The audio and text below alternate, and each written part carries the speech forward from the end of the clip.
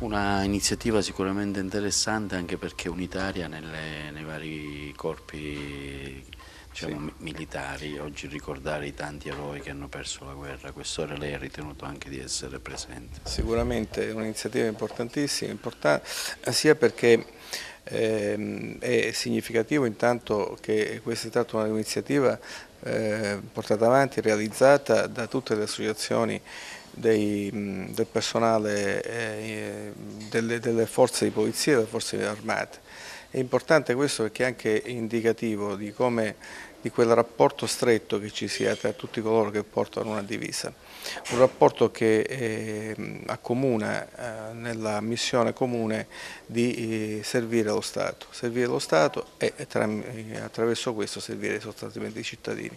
E sono missioni a volte coincidenti, a volte complementari tra di loro, quelle che svolgono i vari corpi, ma tutti insieme tendono ad assicurare sicurezza e tranquillità alla vita civile. Quindi è importante questa iniziativa comune, che è anche significativo il fatto che in questa provincia c'è una grande sinergia, un grande rapporto di collaborazione anche tra le forze operanti, quelle diciamo in servizio, non quelle in congedo. Un evento sicuramente interessante per ricordare gli eroi dimenticati delle varie armi. Certamente questo si evidenzia anche dalla presenza di un vastissimo pubblico e fra l'altro tutte le autorità sono qui presenti.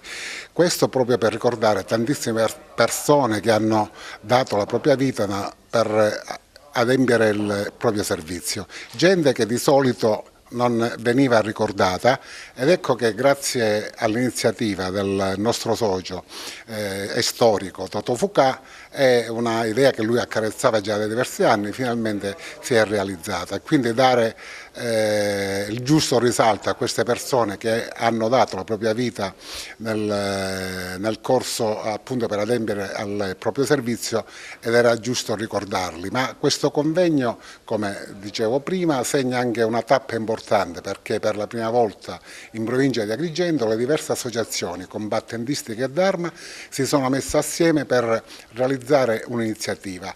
Ripeto, la grande presenza di pubblico dimostra che quando ci si mette assieme per nobili ideali come questo, appunto ricordare queste persone, sicuramente si fa anche un servizio alla comunità perché si riesce a dare il giusto risalto a queste persone.